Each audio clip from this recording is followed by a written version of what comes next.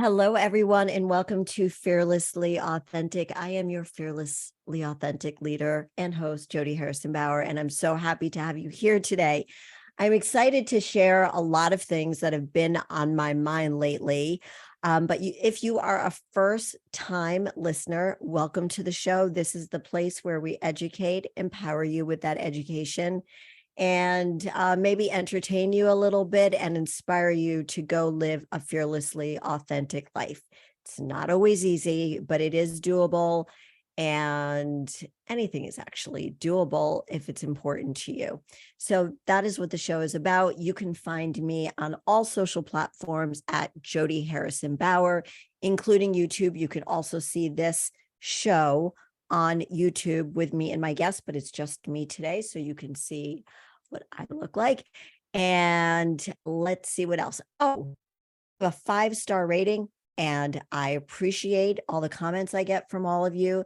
So please remember to rate, review, and subscribe. Press that subscribe button. It is wonderful to have you all here. So I want to get into the show today because I do have a lot of points to make about something that I was thinking about this morning. But before I get into it, I want to share with you a supplement that I've been using for a while. And I've talked about it on the show a bunch of times. It's Wellbell, and it's the reason why my hair looks so much better than it ever did. And I cannot, take credit for the length, nor can this supplement, which is called Wellbell, take necessarily the credit for this very long length, because these are extensions. However, my hair has gotten so much longer as a result of using Wellbell. And I have been using it probably now for close to 2 years. And the integrity of my hair is so much better. It's almost down to like my bra strap in the back.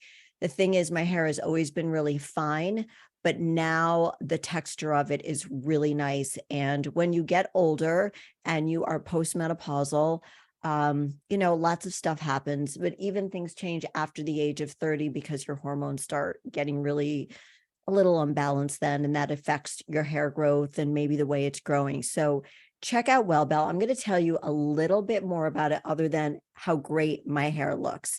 So Wellbell is a science-backed product created by Dr. Dan. Many hair supplements have large doses of biotin. Too much biotin can lead to breakouts, rashes, and acne. Glam Lab only has 500 mcg of biotin compared to 2,500 to 10,000 mcg in other supplements. Glam Lab provides the proper amount of essential vitamins, minerals, and phytonutrients to equally help support healthy hair, nails, and skin. And I have noticed a change in my skin.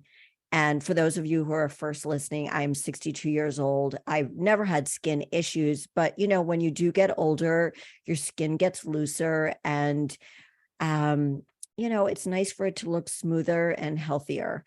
And I've definitely noticed that, but the main difference is my hair. Glam Lab is suitable for most women over 18 years of age, not to be used when pregnant. Also, see your doctor to make sure it's okay to use it. Saw palmetto, a main ingredient, helps boost hormones and keeps hair growing only where you want it. So I'm going to share my code with you so you can get a discount and try it now. All you need to do is go to Wellbell. That's WELLBEL.com, and use my code JODI10, JODI 10 for 10% off a single bottle. And for 10% off the first month of your monthly subscription, use code Jodi Sub 10. So that's Wellbell, WELLBEL, use Jodi 10 or Jodi Sub 10, and you can get my discount and you could experience the Wellbell magic. It is an amazing product. So today, as I was running a bunch of errands on my way to the gym, but stopped to do a few other things and didn't get my workout in. I'm going to get to my workout. Well, I'll get to it right now.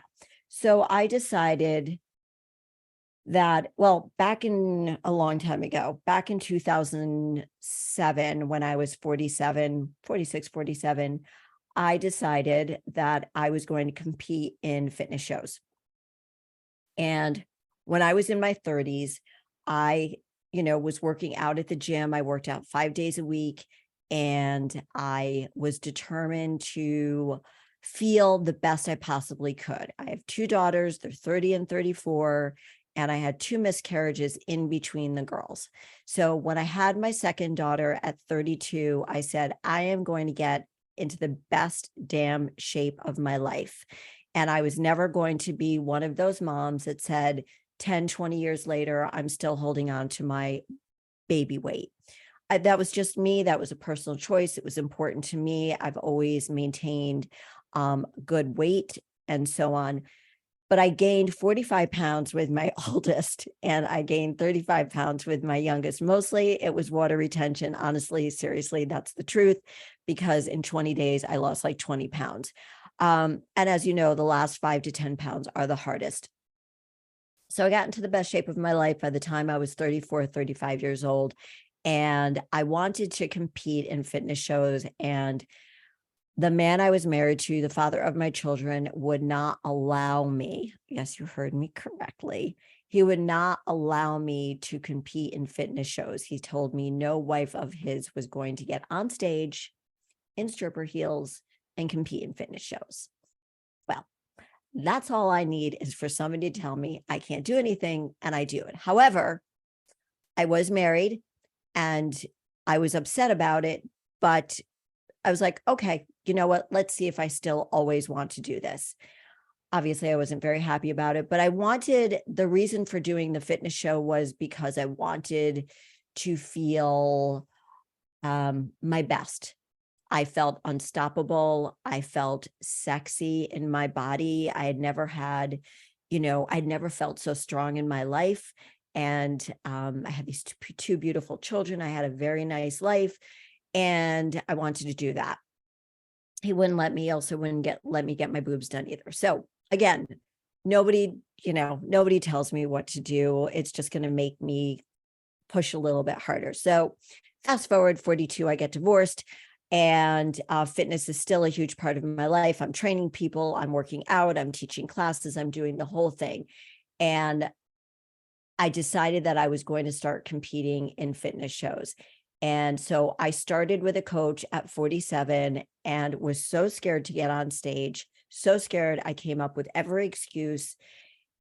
Oh, when I think back, and finally she was like, Harrison, get on the freaking stage already. And she put me in a show, and, I overcame that fear of, oh my God, what am I doing? Because I had nobody in my corner, because I lost all my friends in my divorce, 99% of them. So I had nobody in my corner telling me, go for this. This is great. I support you. My friends were saying, why do you want to do this? This is really dumb.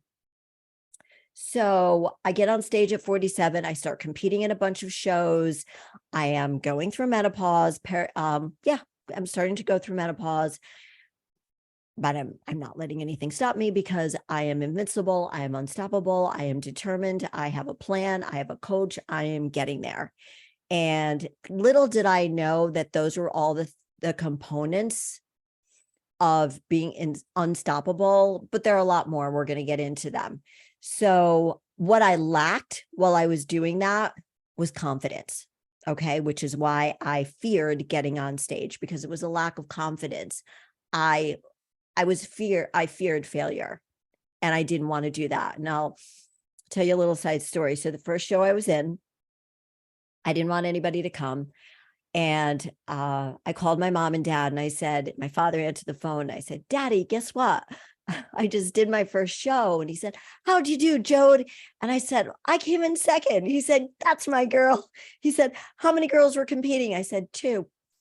And so we had a big laugh about that. But, it was my first show, and I'll never forget it. And I'll never forget the woman who I competed next to. And, it was really, really nice. So then I continued, then I was on a roll. So then I started gaining some confidence, and then by the time I was 49 and full on menopause, just thinking, I've got to suffer through this alone, that I won 2 consecutive world shows. I will tell you a little story about that, and then we'll get to the whole show here. But, for a lot of you, you don't know my story. Sometimes I don't tell my whole story because I feel like so many people have heard it, right? Do you feel that way too? That you have a story, you feel like maybe so many people have heard it and maybe you're boring them? Yeah, when I listen to famous people like Oprah Winfrey, for example, I don't know why her name popped into my head, but let's just say her. They tell the same stories over and over again because there's always a different audience, right? And they can expand on that story based on additional life experiences. So my story is that I have brain fog right now and can't remember what the point was in telling you that story about being in full-on menopause and 49 years old. But it will come to me. So after that, I had the confidence to, that's what happens like still, even though I'm taking hormones, but that's another story. And hopefully I'll remember, this is when I need my daughter on the show. I'll remember to tell you why I started telling you that story. And I'm still trying to remember. Anyway, I was full on going through menopause and I had no support system whatsoever, but I know, I just remember the story. So the first time I win on a world show, I win at 49, and then 6 months later, 5 months later, I go to Vegas and I compete again. And this time they tell me I came in 5th. So there's always the top 5, and you always want to make the top 5. And so I made it to the top 5, but I was 5th. And I thought, all right, I'm a little disappointed because I just came in 1st 5 months ago, kind of against the same women, but, different judges, your body definitely changes. Everything is tweaked to specifics when you're doing a big show. So I was like, okay. And they bring us backstage. And my daughter, this is back when we had Blackberries, and my youngest daughter was like the backstage mom for me. And she's like, Mom, this doesn't make any sense. This is so confusing. I don't understand why this happened. Hang in there. You did great, blah, blah, blah. She was so sweet. And they get us backstage. Then after us, we were the 45 and over. Then after us, the 35 and over went out, and they gave them out their awards. And we were all very surprised about what the placements were again. So they're about to bring out the under 35 girls. And they say, wait, ladies, we need to redo this. We need to revise it. What's going on? What's going on? Everybody put down your flowers, put down your awards. We're going to have the master's division come out again, the 45 and over, my division. So I kind of sort of thought, oh my God, they screwed up the order of the awards.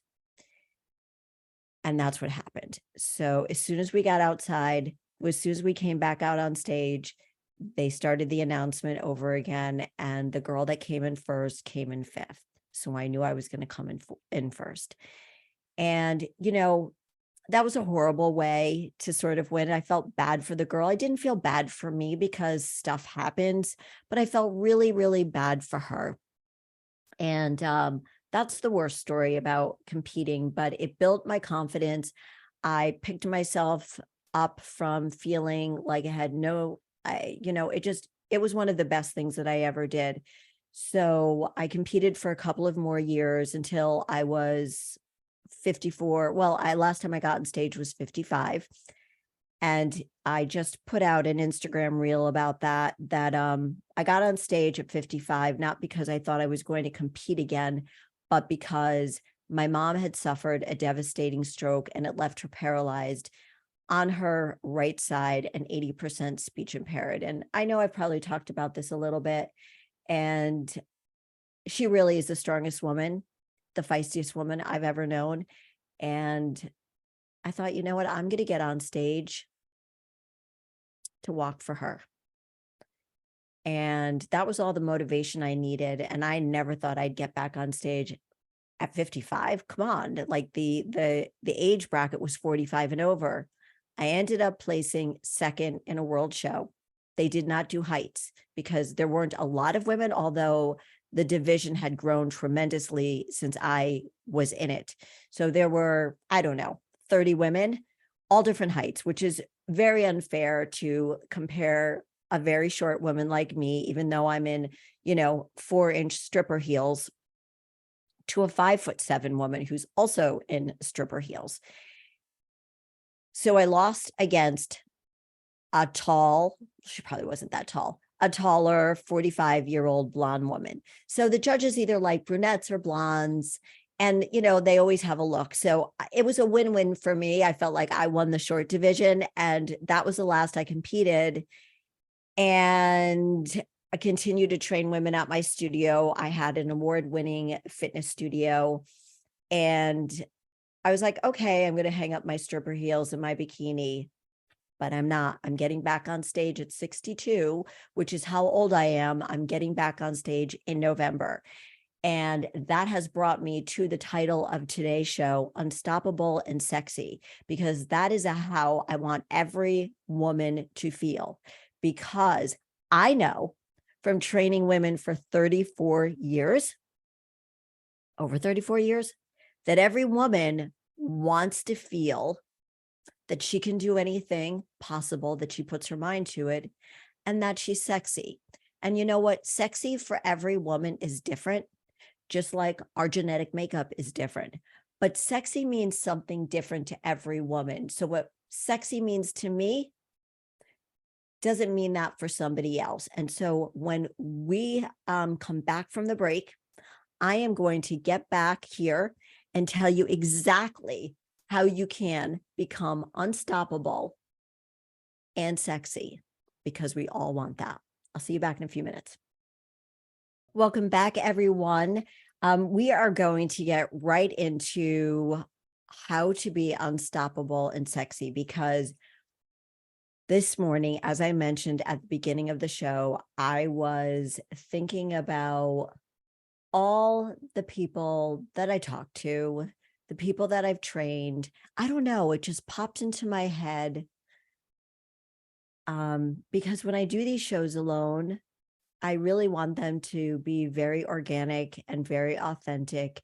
And I don't just want to spit out information necessarily that you've heard before. That, like, I never want to do that. I always want it to be original, and I want you to hear my take on it. And I hope that you're listening, because I am adding some value to your life and educating you and empowering you so you can be fearlessly authentic. But I was just thinking, I think I was thinking about the show and just thinking about women that I know.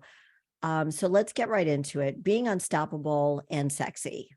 I love that, because I truly believe that that's how every woman wants to feel, whether she admits it or not. And I used to have these conversations with my clients, looking at them straight in the eye and saying, don't you want to look at yourself before you get into the shower and go, I would do me? And they're like, ew, no. And I'm like, yeah, you do. Yeah, you do. Like, you have 10 kids, like, you had sex, it's not a bad thing. And as we get older, some women get very shy about feeling sexy. And I've gone through my own little phases because I was judged for being too sexy, being too much. I've dimmed my light. I've shut my light off. I've done all the things I needed to do to not be seen. Well, guess what? I want to be seen. And I think I have to believe that most of the people want to be seen.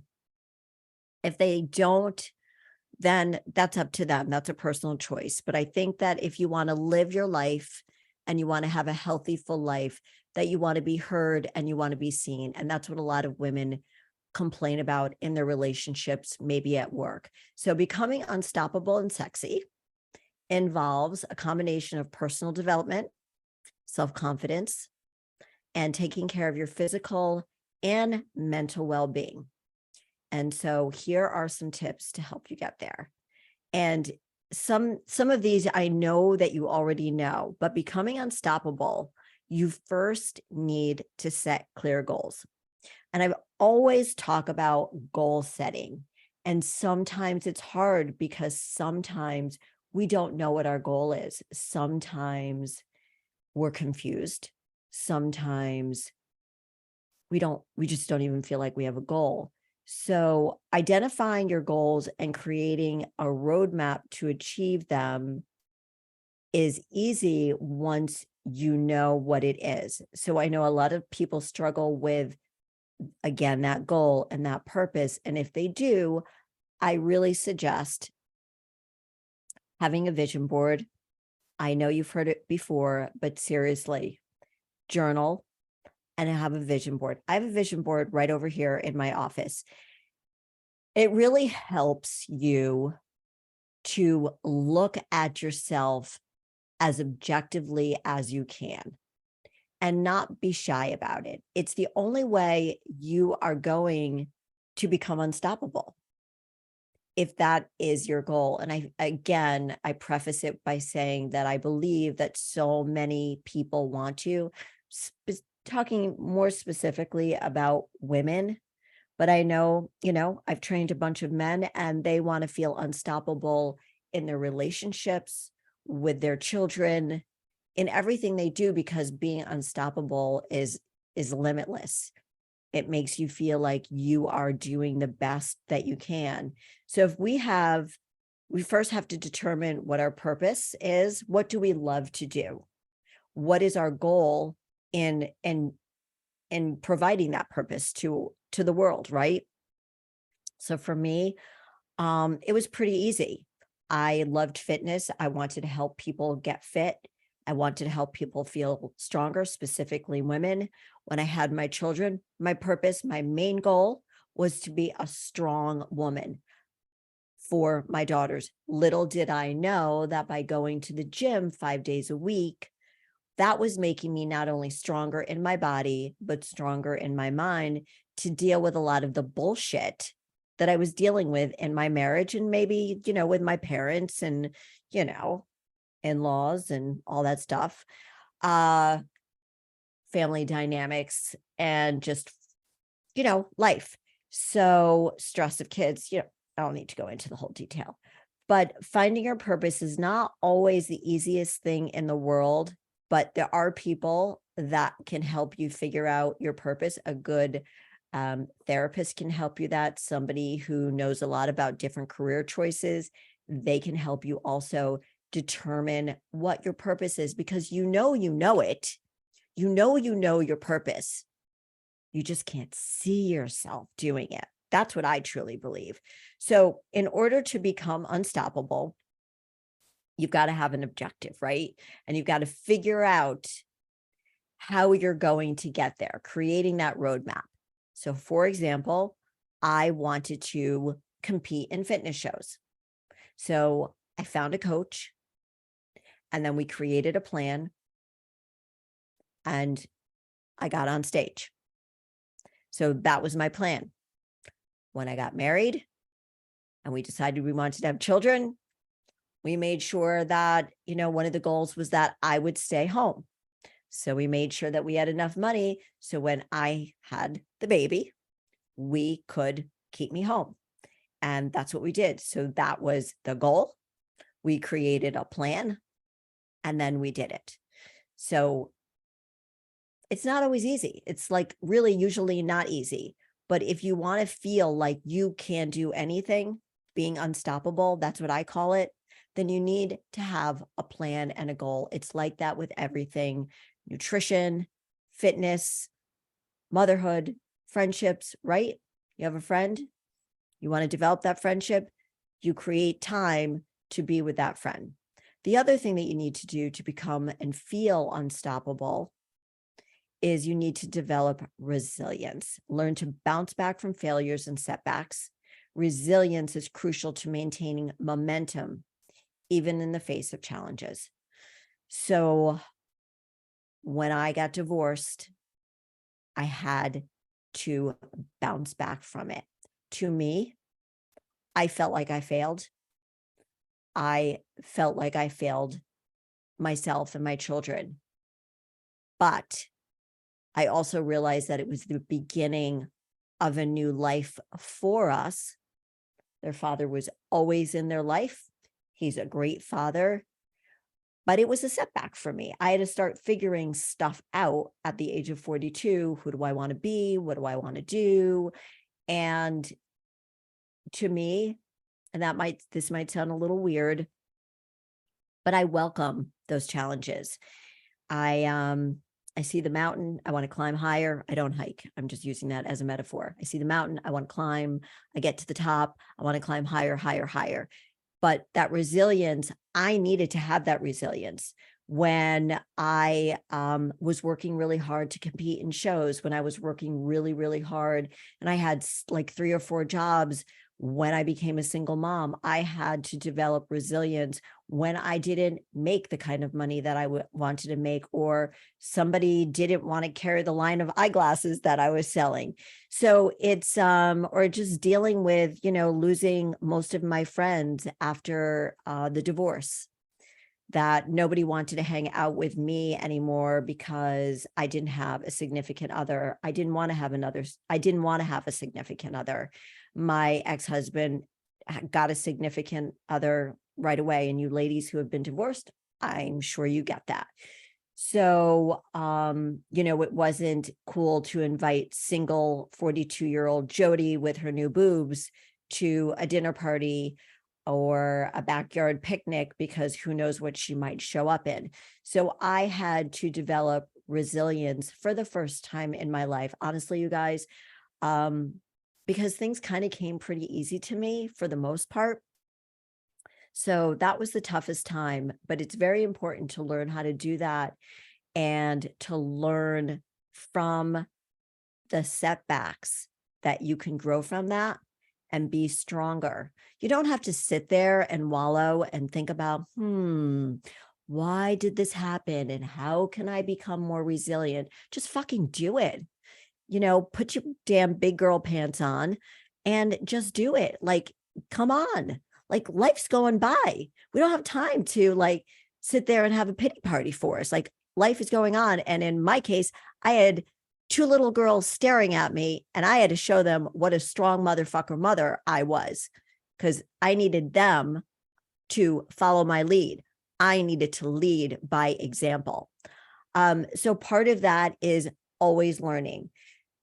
So one of the things that I have experienced in training women for as much as I have is I always try to teach them. So whether it's mostly about nutrition.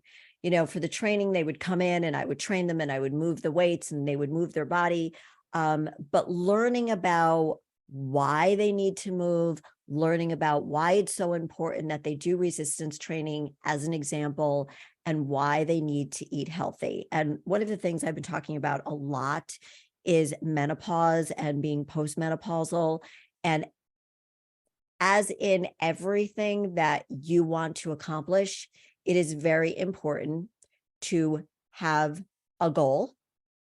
So my goal is not to be a frail old lady, and to be, again, prepared with a plan, with a roadmap. And what was that? My plan and my roadmap was to eat healthy, exercise regularly, try to get enough sleep, be happy, smile, drink enough water, all of those, have a social life, so I can live a long, happy life and not turn into a frail old lady that's going to fall and then be in an old age home and no one's going to come to visit me. I told my kids they better come visit me, but I won't do that to them. So by learning what you can do, I told you this would be a little entertaining.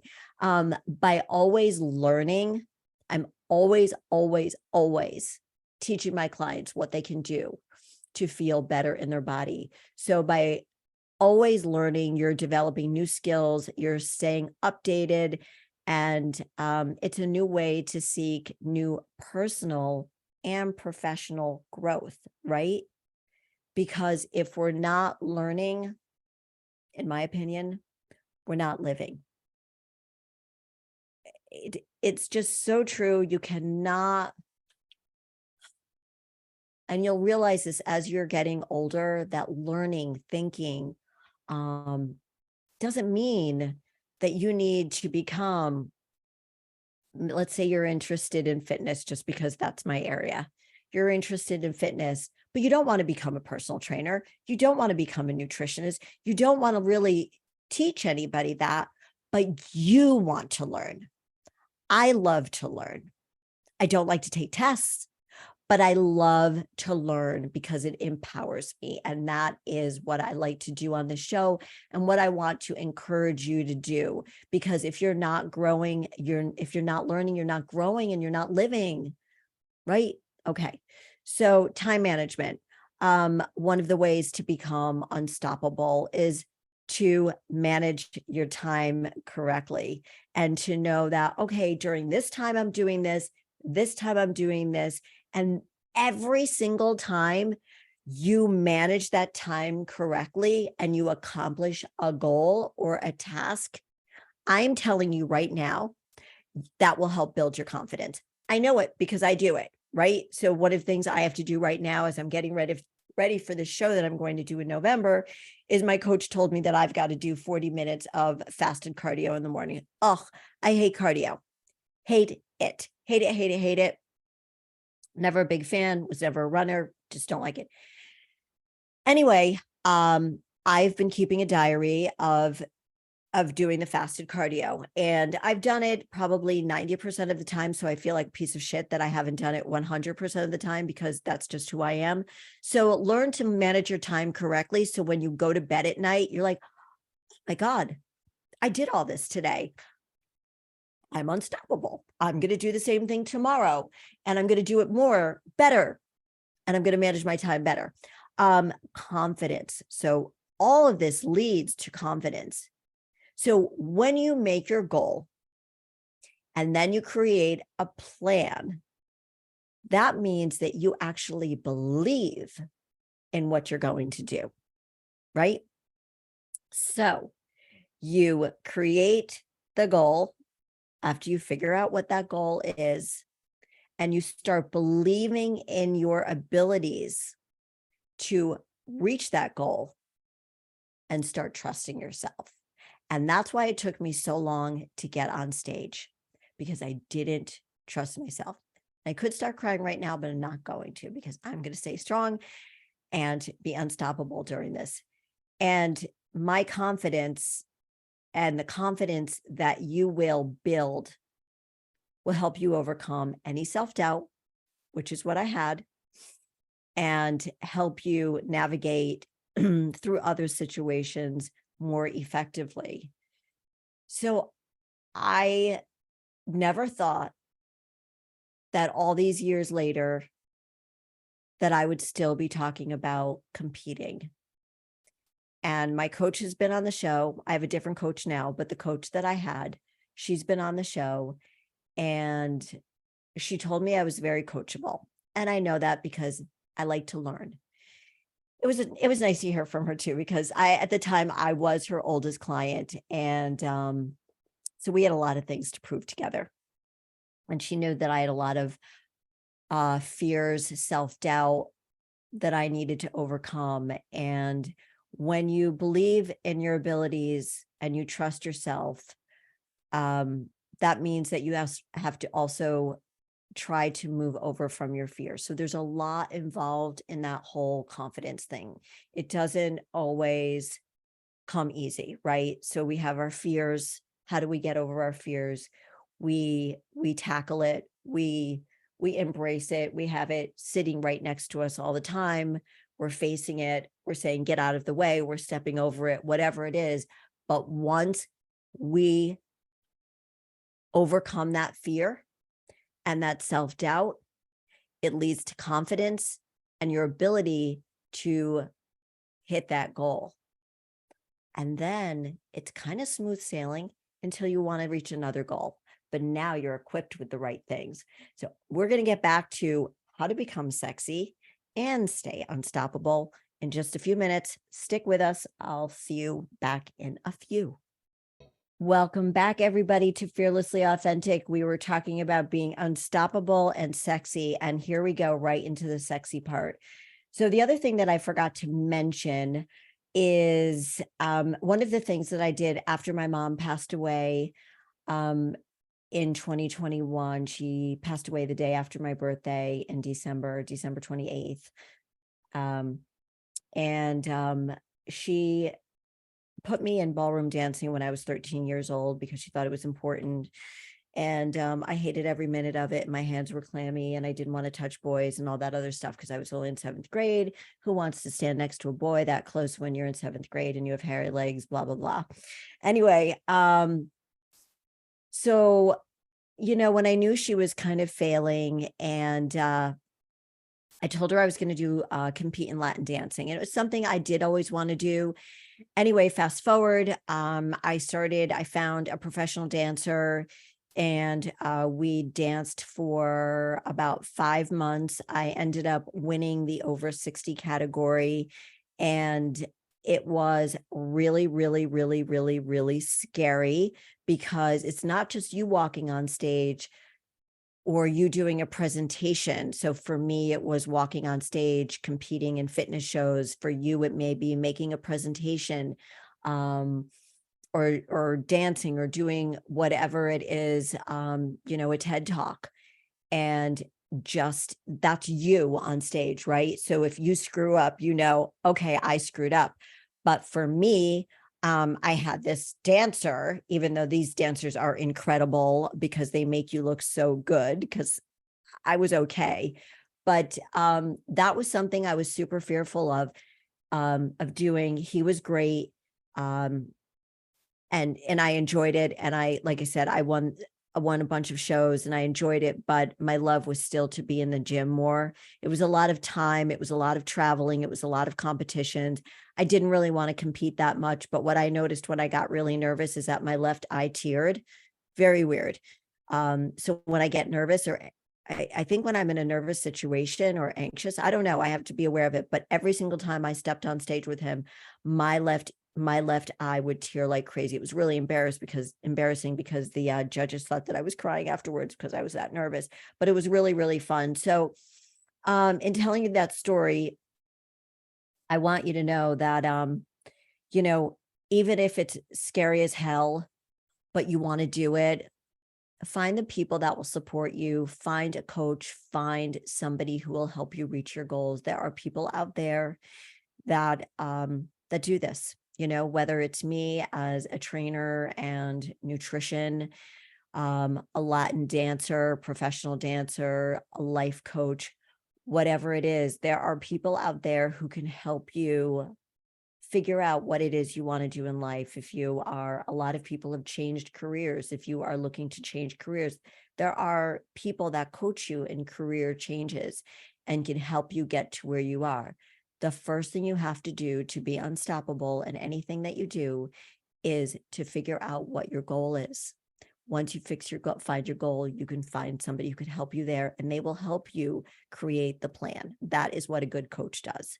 So even in Latin dancing, his name was Vlad. He was great. He made me cry. He said that's what he does. And that was for the last show. Oh man, it was hard. And he was a great coach. He really pushed me. So becoming sexy. I didn't feel super sexy when I was doing Latin dancing, even though all those women you see on Dancing with the Stars look sexy as hell. I didn't feel sexy because I didn't feel confident. So confidence, hashtag confidence is sexy. Because one of the ways that you can feel sexy comes from your confidence. You don't need to look like Jennifer Lopez. You don't need to have a body like a model. Sexy comes in all different shapes and sizes, because the sexiest thing I know that a man could wear is confidence. And if a man doesn't have confidence, it is a huge turnoff.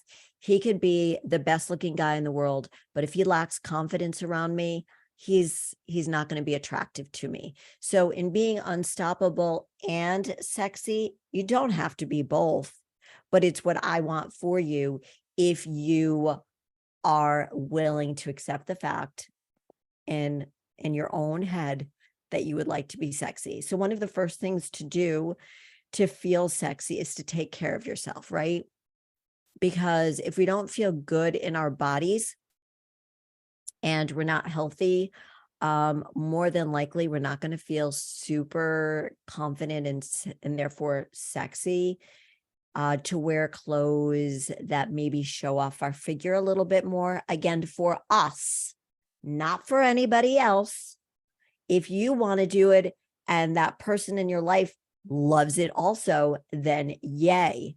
But remember, you're doing this for yourself. And I tell every woman who I've ever trained, you're doing this for yourself. Yes, you're getting married and you want to look beautiful for your husband and for your guests.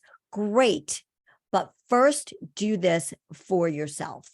So the first thing that you need to do in order to feel better in the body, in the vessel that you were born in, is to live a healthy life. And if you want to check out, I'm revising, and there's going to be a great, wonderful book coming out in about 6 weeks. But right now you can catch my meal plan on my website, jodifit.com. There's a 21-day meal plan on there with a journal, because I believe in journaling in order to realize and then visualize your goals, as we talked about at the beginning of the show. For you to reach the goals, you need to feel them, you need to see them, and then find somebody who can get you there. The reason that clients come to me is because I help them reach their goals. Now, the ones that don't reach their goals are the women that don't listen to me. So my coach that I hired to do my fitness show for November, I said, do you think I'm going to be ready? He said, if you listen to me, you will. And that's what a good coach says. And that's what I said. And I didn't even know that that's what a good coach said, but I realize that now. So being physically fit, doing regular exercise, it does not mean to lift heavy. That means that you need to do some physical fitness. You need to move every single day, 5 days a week, 6 days a week. You will feel better. You will feel better in your head and in your body. A healthy diet, obviously, lean proteins, low glycemic fruits. Again, that's all in my meal plan. This is not a plug for my meal plan, but while we're talking about this, because at the end of the day, you guys, at the end of the day, and I really don't like that little phrase, but I use it because it just makes so much sense. But at the end of the day, the way that we grow old in a healthy way, the way that we are going to stay strong so we don't fall and hurt ourselves and end up in a nursing home where nobody comes to visit us, LOL, but not LOL, is that we take care of ourselves. And I said also at the beginning of the show, you talk about menopause. I'm postmenopausal, but I want to educate women that are in their 20s and 30s to test their hormones, to find out where their baseline hormone test is. So they have a plan as they are going through life. They are going through the fluctuation of hormones from the time that they're in their 20s. 30s, there's a big change. Pregnancy, postpartum, perimenopause, menopause, and postmenopause. It all starts with puberty around 12 years old. So our hormones are constantly in fluctuation. So again, if you have a plan, if you have a goal, the goal is, I want to balance my hormones as much as I can during all these different times, knowing that they're going to be unbalanced during pregnancy, postpartum, perimenopause, menopause, postmenopause. How do I keep them balanced afterwards so I don't feel like I'm going out of my mind and I can live my best life ever? So a healthy diet, staying physically fit. I can talk about this forever, but this show is not about that today. Taking care of yourself, maintaining personal hygiene. I mean, come on, I think I know the audience that I'm talking to. But getting up in the morning, I'm actually having this wonderful woman on the show in a couple of weeks, and she talks about getting up every single morning and getting dressed. And I think so many people who are now working from home, but I guess that's changing. More and more people are trying to get back to a place to work because it's a little lonely and depressing to be working by yourself all the time. I could get into that more, but I'm not going to right now. And that to get up every morning, get dressed, have your damn plan. What are you going to do? This goes back to being unstoppable. Time management, right? What are you going to do? What are you going to do that day? So get up in the morning, take your shower after you work out, get dressed, and be ready for the day. Wash your hair, brush your teeth, floss. Okay. Oh my goodness. We only have 4 minutes left. Wear clothes that fit you well. I am also going to be having a woman on the show who's going to be talking about the right kind of clothes to wear at every single stage and age of your life, because when we wear clothes that we feel good in, we feel sexy. Self-care, take the time to take care of your hair and your skin and to smell good and all of those things that you want from somebody else. So you can't get that person in your life, and you won't be friends with people like that in your life if you smell like Pigpen. Pigpen from Snoopy, it's not Snoopy, I can't remember that whole cartoon. Somebody help me here. But Snoopy and Charlie Brown, and Charlie Brown. So there was that guy Pigpen, right? And so take care of your self, smell good. And again, that leads to confidence. You're physically fit. You are saying, I'm going to work out. I'm going to eat healthy. I am going to take care of my skin and my hair. I'm going to brush my hair. I mean, these are basic things, you guys, but if you do them every day, you're going to get up in the morning, you're going to get dressed, you're going to get ready, you're going to take care of yourself. That all leads to confidence, and confidence is sexy. It is. You may not even know how sexy you are. All right. Because you're that confident. And positivity. Nobody wants to be with Debbie Downer. I know a few of those people.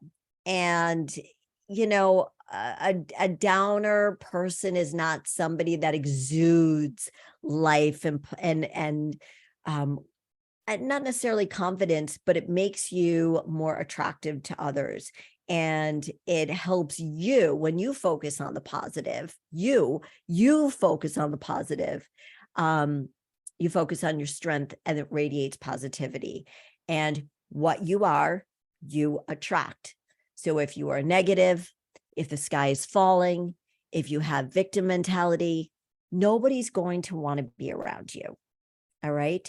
So I hope that these things, being unstoppable, feeling sexy, and living your best life, because when you feel unstoppable, you are going to feel confident. When you set a goal and you accomplish it, every single time you accomplish it, you are raising your confidence bar, developing that resistance, learning all the time, managing your time, believing in yourself, and becoming more confident, even if it scares the shit out of you, because everything used to scare the hell out of me. And that's why I didn't have any confidence until I took the big leap at 42 and started living the life that I wanted to. And it's just been 21 years of me taking risks and not looking back and being scared as hell, but doing it anyway, because I know that it's going to get me closer to my goals. So I hope that you enjoyed today's show. Please reach out to me. And until next week, go have your most fearlessly authentic week. Remember to rate, review, and subscribe. And I will see you next week. Go be unstoppable. Go be sexy. I love you guys. Thank you so, so much for listening. See you next week.